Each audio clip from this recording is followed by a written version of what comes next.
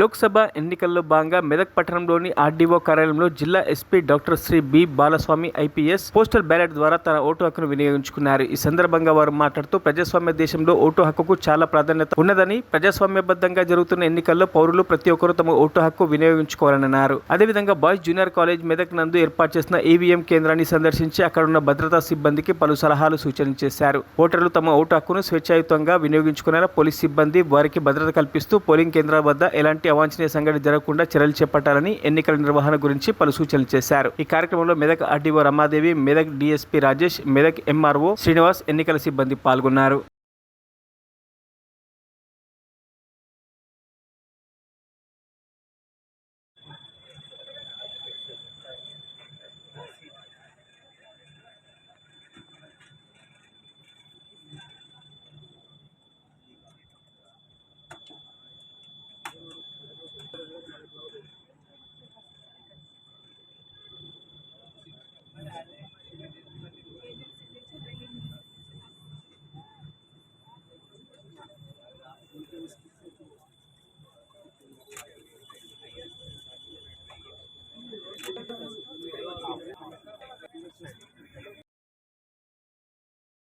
మరిన్ని అప్డేట్స్ కోసం మా ఛానల్ని సబ్స్క్రైబ్ చేయండి.